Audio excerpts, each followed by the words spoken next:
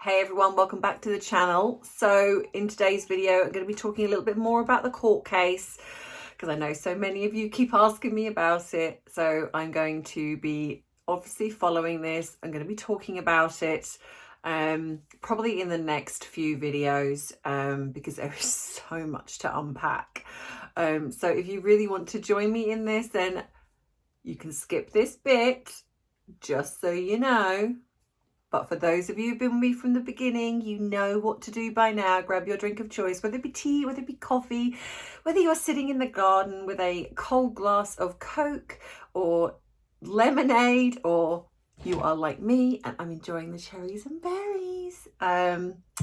Or whether you want to add a little something, say maybe a cold glass of wine, or you're just relaxing in the garden with something, because as my flag says behind me, it is 5 o'clock somewhere, and it's actually gone 5 o'clock here. So grab your drink and let's dive right in.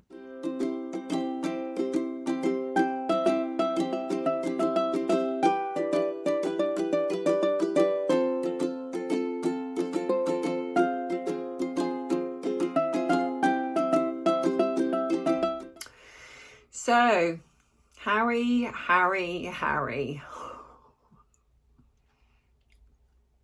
You know, it's very difficult for me as a therapist because, like most things, like I try to do here, I try and look at the psychological kind of aspect to whatever I'm talking about. But there is also me as a person that isn't a therapist, that is just, how I feel in my day-to-day life. And sometimes I have to admit that how I think and feel personally doesn't always align with what I try to look at from a therapist perspective. And one of the things that I've sort of noticed on social media is when I've commented, especially around this court case, is it's almost as if people are shocked with the fact that I don't believe him. And what gets thrown up more often than not is, well, you're a therapist, surely you should understand. And what I say back to people is, firstly, I'm not a therapist 24/7. Harry isn't my client, because believe you me, we have situations with clients where we're not sure we believe them or something comes up. The difference being is that you work with it in a different way. Whereas in my personal life, I can say, I don't believe you. But it is interesting how people sort of think that because I'm a therapist, it's almost like I've got to act like a therapist 24/7. And I've had this a lot. And this is where the kind of challenging aspect of doing like this channel, where my personal thoughts and feelings are there and they don't perhaps line up with how you would maybe think a therapist would think or feel. But I think that's a good thing, because what you're getting is you're getting the best of both worlds. You're getting sort of me as a person, you're seeing that, and then you're also getting the psychological aspect of how I look at situations. And this court case is a doozy. I genuinely do not know what Harry was thinking. And it's not just me that's saying this. Everybody is picking up on this. Even the people covering this court case are saying the same type of thing. I don't know what his legal team thought, whether they have just gone cha-ching, this is money, it doesn't really matter the outcome, this is money, because he has just come across absolutely clueless. He's created this 50-page statement. For the first, like I said in my previous video, he didn't turn up when he was supposed to turn up. So, this is his court case. He didn't turn up when he was supposed to turn up, which to me shows a lack of respect for the legal system, for the judge who actually demanded that he was there a day early to when he was supposed to be giving his statement. And he just couldn't be bothered. And from what I've heard since, and a lot of you have commented that actually he was here, even though he's used the excuse of, I was with my daughter on her birthday. Well, yeah, we all know the truth about that. But actually he was either very hungover, jet lagged, but he was in Soho House, allegedly. So he just doesn't have any respect for anybody, let's be honest. And we know that. So Let's start this with one of the first things that seemed to come up was that Harry stated that he had his mobile phone in 1996 when he was 12 years old, but yet then in his original statement said that it was when he went to Eton in 1998. So of course, you know, he's not dealing with people like Oprah who literally listen to his and his wife's version of events and have sat there going, what? You know, you've got a barrister that has kind of gone, yeah, we're not just going to take your version of events, we're actually going to look at that and we're actually going to pull that apart. And so, of course, it's been brought up that it's like, so hang on a minute, you think your phone got hacked in 1996, yet you didn't actually have a mobile phone then. You said in your in your original statement that you got the phone in 1998. So which is it? And so, of course, then Harry tries to spin it where it's, oh, well, maybe it was my mother's phone, or maybe it was the actual phone at Eton College. Well, maybe isn't factual. I genuinely think that Harry has kind of just gone in with this, I'm a prince of the UK and I can say what I like, do what I want, and there's not really anything you can do about it. But of course, the fact is this judge and this the defence legal team is not having it. And they're saying, well, no, where's the evidence? It was possibly my dog ate it. I mean, this is literally like the version of the memes that I'm sure that are going to come from this. There are probably quite a few, but this was literally like Amber Heard, my dog stepped on a bee. This is Harry's version. It literally is kind of like, oh, it probably got destroyed. Well, that's convenient. Isn't that a bit like Meghan's? I don't have the text anymore. I think that they kind of got just erased somewhere into the ether. Conveniently, I can't recall. Recollections may vary. So he then goes on. So after all of this, it's like then, you know, so his even looking at this, I find this just absolutely farcical that it's gone as far as what it has. I genuinely do not understand what his legal team were thinking. It's almost like he hasn't gone in there prepared. He sounds arrogant. He sounds immature, like coming up with the things that he said about Paul Burrell. This child,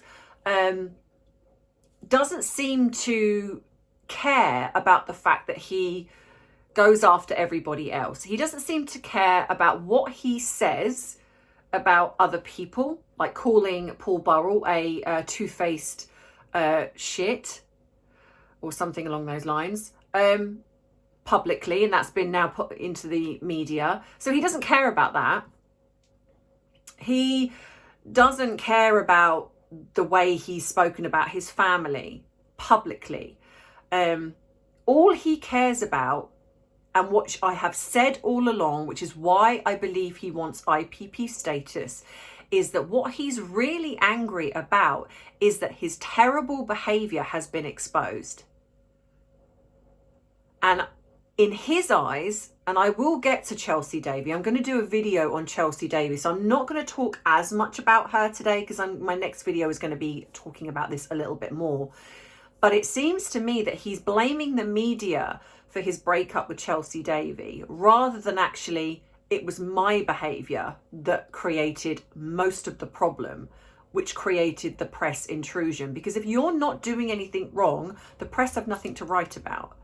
They weren't conjuring things up and making things up. They were actually printing stories that were factually true. He was doing drugs. In fact, if anything, at one point they were going to print a story about him taking cocaine, but they actually ended up going with marijuana. They had pictures of him snorting cocaine, but they did not release that footage. So in some ways he was very protected.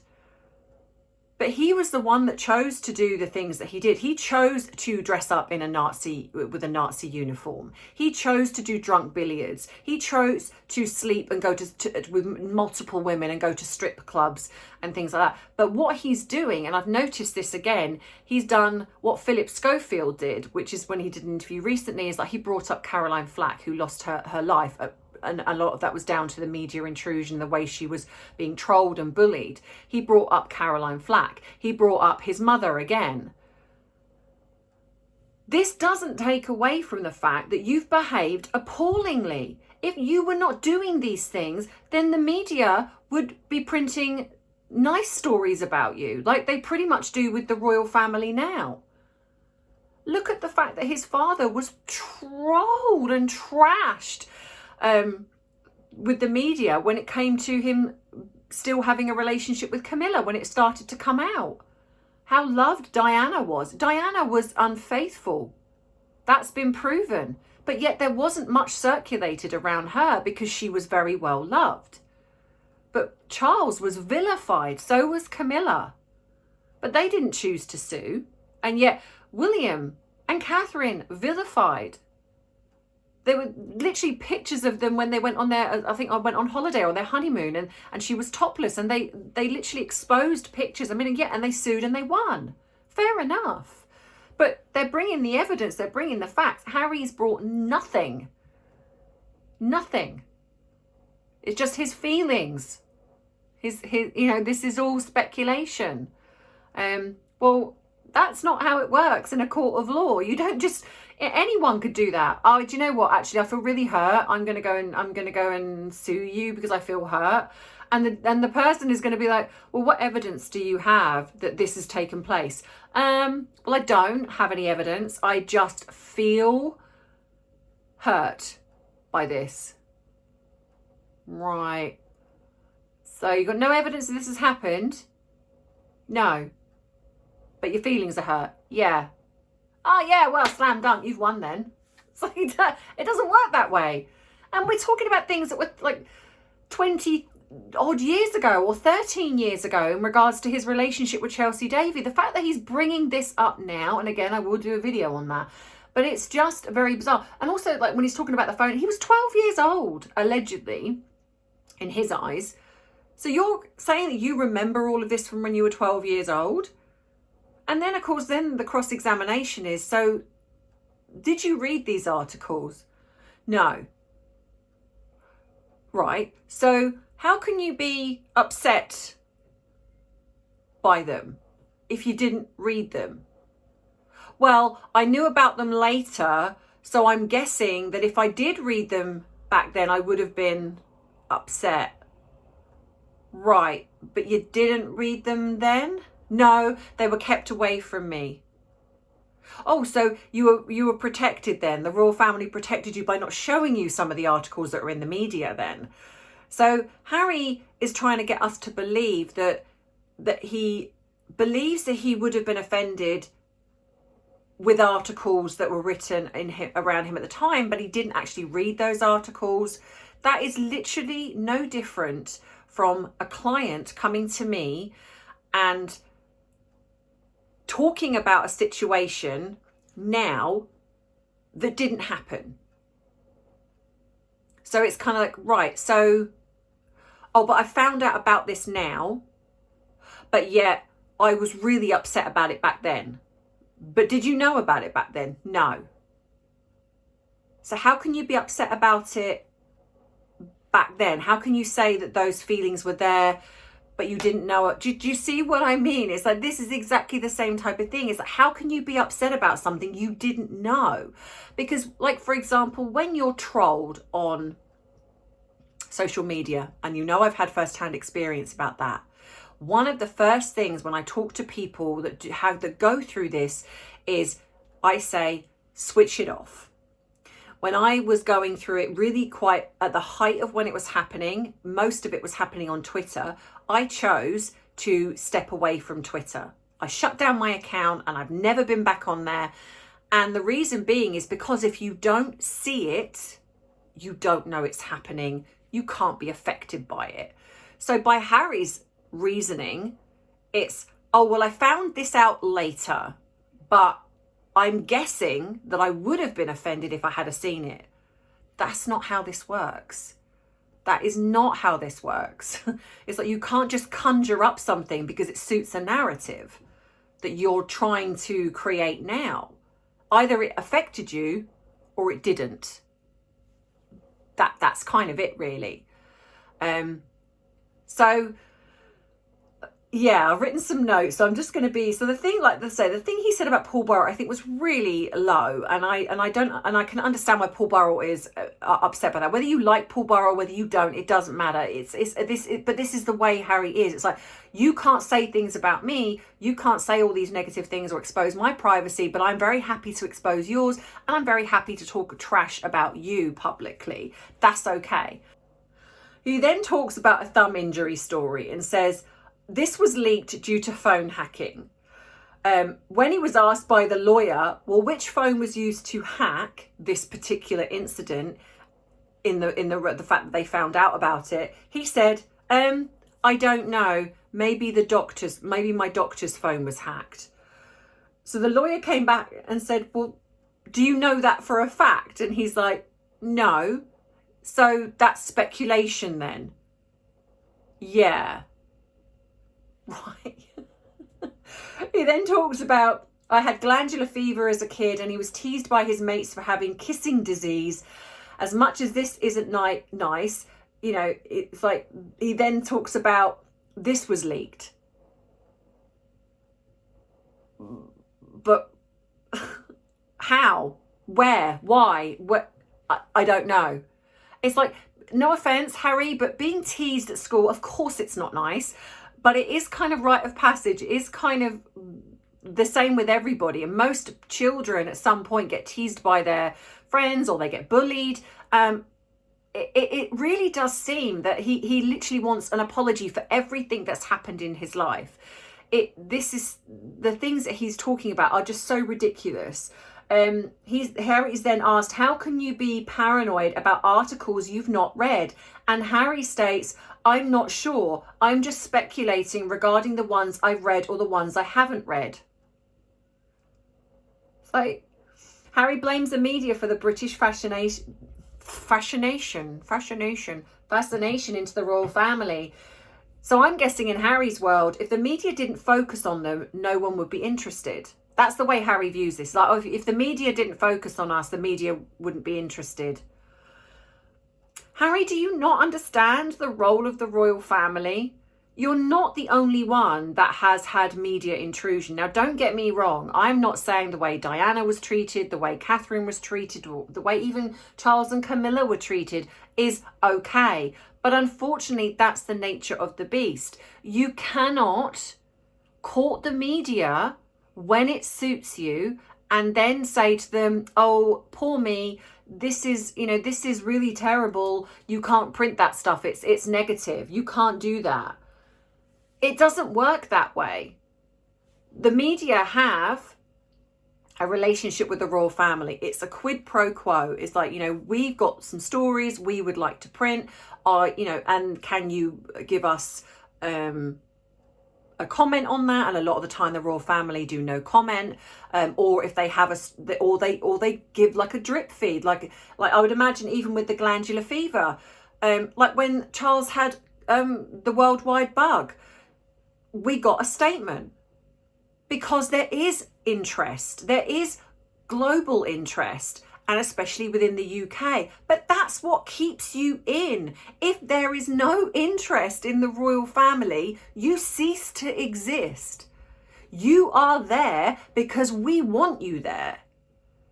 Because if we were not interested, and trust me, the way this is going, and I do believe this is part of the agenda, the way Harry is going with Meghan, it's almost like, if I can't be part of the royal family, if I can't be top, if I can't be super popular, I don't want anyone in it. If there is no royal family, Harry just is Harry. Meghan goes back to being just Meghan. Without the royal family, they are nothing. And I think Harry just fails to see this somehow. And this whole thing of this press intrusion, it needs to be there. And not only that, because it highlights the things that they do. It highlights the charities. It highlights the Queen's, you know, the Queen's, when it was the Queen's Commonwealth. It highlights the Prince's Trust. It highlights all the good that it does. But unfortunately, what comes with that, which most celebrities know, that as soon as you do something wrong or you do something that isn't ideal, it gets printed. The Kardashians know it. Pretty much every celebrity knows it, but for some reason Harry just seems to think that it just doesn't apply to him. It's like, you know, I don't want this press intrusion. Well, don't court the press then. There are plenty of celebrities who live a very, very private life that you literally hear nothing about because they don't do anything. Go be one of those. That's what you said you wanted, which we know they don't. But for Harry to kind of act like, well, when I want to do my circuit and my interviews with my book, that's okay to have the press. When I want to do my Oprah interview, oh, that's okay to have the press around that. What about the press intrusion for the royal family when Harry and Meghan both said that the family were racist? Did they think about that? Did they think about the fact that how that was going to impact the royal family and what was going to come out of the media with regards to that, which was published everywhere? Where was the complaints there from Harry saying, oh, you know, you shouldn't be intruding into my family's business? Where was that? Nothing. Nothing. When he called Camilla evil and that was plastered everywhere. Oh, but that's okay. When he talked about his brother's circumcision. Oh, yeah, no, wait, that's okay. When he talked about the poor woman who he'd lost his virginity to and made it seem like she was a much older woman, forcing her in a way to come out and speak about it. Oh, no, wait, that's okay. When he talks about Chelsea Davy in his court case, literally over 100 times. She didn't ask for that. 13 years ago they broke up. Oh, but that's okay. This man is so hypocritical, it frustrates the hell out of me. And this is why it's very hard sometimes to look at it from a therapeutic perspective, because my own personal thoughts and feelings are overriding that. And I feel angry, I feel frustrated. And especially when I see like the way, again, their fan base, it's like, you know, I've been on social media, you see, you know, it's interesting to me to see how the fan base react. And it honestly, I tell you now, it would not matter what they did. They will spin it. It will come out probably that Harry's going to lose this. They will spin it. They will say, oh, they held back evidence, or Harry wasn't given a chance to produce evidence, or they got it wrong. It honestly does not matter what is said. Their fan base are so delusional and, like I've said, behave like a cult. They will say and spin it however, just to find a reason to believe them. It's very bizarre behavior. I don't think I've ever quite seen it as bad in anywhere else. I mean, I think it's been bad with other celebrities. Like I've certainly seen like the way, like you've got celebrities like Selena Gomez, Taylor Swift, you know, very big celebrities, and their fans are very, very passionate. And obviously then you had the whole Hailey and Justin Bieber thing, and then of course Selena's fans kind of went for Hailey, you know, and they are very passionate and actually can be quite vitriolic. Whether or not they believe whatever it is that they believe is it's very strange, and I certainly wouldn't want to be a celebrity in this day and age. I think it's really, I mean, it's one thing to defend somebody. Like I've certainly had people defend me. I've seen it on social media, and I've always said, please don't. You don't need to. You know, I'm big enough and ugly enough to defend myself. I don't want you getting involved in anything. Please don't. I understand. As long as you can, you know, quietly, you know, you believe me and you stick with me, then absolutely. But don't, because these people, they're not interested in the truth. They're not interested. Like when you try and give the truth to some of their fans, it's like they don't want to hear it. And they come back with the usual spiel. It's like they've got a tick box: racist, hate, bigoted, you know, whatever it is, you know. So you can't argue with people like that, because they're just not interested in the truth. They're stuck in the way that they believe, and that's how they are.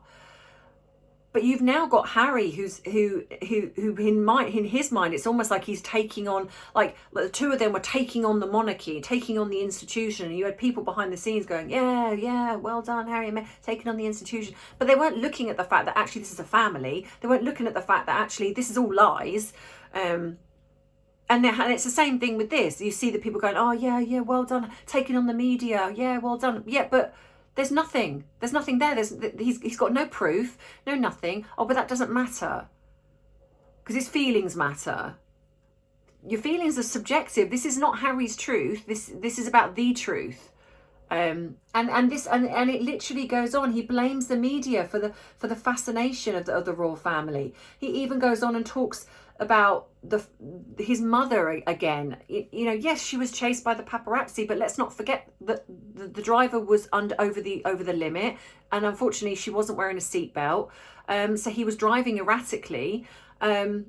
And this happened, and it's devastating. But again, it's always about Harry. Why are we not talking about William? How William is being affected. How he must be affected every time Harry brings up his mother. Every time Meghan brings up his mother, who has got no right to bring up his mother. Now dragging them through the court system again. It's like with the blaming and everything else. It's like, when is it going to be enough, Harry? When is this going to stop? Is this just going to keep going? Are you just going to be known for being so litigious? And then let's not forget, so he's kind of acted like this is his mission. This is his life's mission, to take on the media and change things, change the world. This is, I just think of Pinky and the Brain. We're going to take over the world, Pinky. And then he comes out with, I didn't think about doing this until I met Meghan. Well, what a shock that was. So in 2018, when he was in France holidaying with Meghan and Elton John, they so happened to bump into a high-profile lawyer, solicitor, and just so happened to discuss suing. Please. Harry never thought about suing before that. Probably didn't even enter his brain to do that. And then you have Meghan, who's American, and of course she's obviously known for this. She obviously is quite happy to do this type of thing. She loves being in the public eye. And again, she's there with her hand up his hoo-ha, literally creating the puppet to dance. And so now it's, well, so actually, are you doing this as your life's mission, or is this actually now because of Meghan? Because when they met, when the story broke, there was about a week's difference. Because according to Meghan, they were dating for about 5-6 months, quite peacefully. No one knew a thing, even though she was desperate behind the scenes with her Instagram, giving off little signals here and there, but nobody was picking up on it. Nobody. Not with the bracelet, the bananas, no matter what, nobody was picking up on it. And suddenly, I think it was Camilla Toomey broke the story. And then a week later, Meghan, a statement is put out by the palace by Harry to say, please stop harassing my girlfriend. This is terrible. So how could it have gone that quickly? You 5 or 6 months of nothing when no one knew, and suddenly the story miraculously gets broken. Nudge, nudge, wink, wink. Wonder by who. And then a week later, Harry's putting a statement out. So what I'm guessing is that this was all part of the plan where Meghan was concerned, and I think she needed this to move quickly, because I think it wasn't long after that she moved in with him. So this was all part of the plan, and I don't believe that she was being harassed at all. She's certainly, and you've got the likes of Diana putting up with it, Catherine putting up with it, and they were harassed, they were hounded. She wasn't. She paraded around hoping to get papped, and nobody was that interested. And then what happened? She then got found. Obviously, then it come out, and her father got hounded. No protection to her father. No nothing. So all of these people that have been affected by these two, that's okay. They don't need protecting. They don't need any apologies. No, nothing for what you've done to them. Oh, but when you're affected, oh, everyone must apologize and everyone must rally round and talk about how sad it is for you and you're the victim. It's like the world doesn't work that way. And, you know, and it just, you know, for me, if you haven't done anything wrong, and I said this in my last video, if Harry had not done these things, the media would have nothing to report on.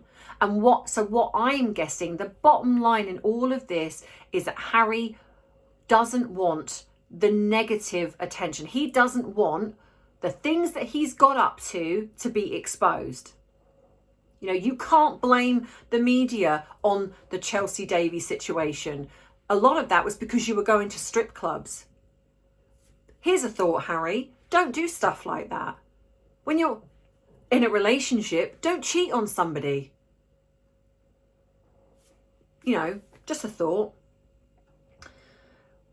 So as it goes on, so he didn't read any of the articles. He's, you know, all of this has kind of come about since meeting Meghan. And what the barrister has said in a lot of the situations, pretty much all of them, is most of the articles were written by other people prior to the Mirror.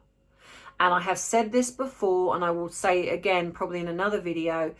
I think this is going after Piers Morgan after what he did. Narcissists don't forget. If you have wronged them in some way, and let's not forget, it was the media that talked about her bullying. It was the media that talked about the problems with the staff, her diva behaviour. So this is payback. In Meghan's mind, this is payback for the media ruining what could have been her perfect using of the royal family. It ruined everything for her. She had a plan, it got ruined, and now she needs payback. But instead of doing it herself, she is letting her husband take the fall and look like an idiot. And that's exactly what she's doing. She's standing back, rubbing her hands, kind of going, you know what, keep going. Because where is she? You know, Harry turns up to her fake award and shows some support. Where's Meghan? He's literally turned up to the coronation on his own. He's turned up to the court cases on his own. Where's the supportive wife? Where is she? Well, because we know it's not all about her. So I think she's just literally letting him make a complete idiot of himself. And this will all be used against him. So, yeah, that's my take on this so far. So let me know what you think in the comments, as you always do. If you enjoy this video, please give it a thumbs up. Don't forget to subscribe if you haven't. If you want a more therapeutic perspective on things, then go across to my other channel, Tea and Therapy. If you would like to buy me a cuppa, the link is in the description box below. It's also just above the subscribe button. You can join me on Instagram, Rumble. I'm also with my therapy channel. I am on TikTok. I have decided to stay off TikTok with this type of channel because the trolling is just ridiculous.